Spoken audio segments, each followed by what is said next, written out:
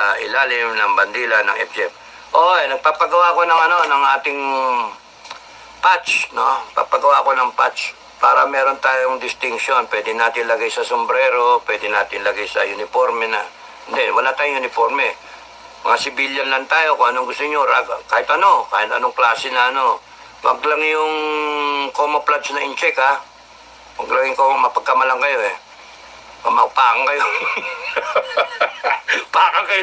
Mapakan kayo ng sniper ng kabilang grupo. So,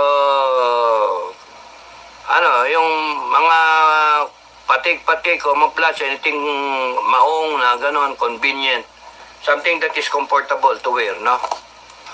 Wala, yun ang maganda sa atin. Hindi natin kailangan ng uniform. Gusto nyo mag-uniform kayo. Wag lang uniform ng in-check, no?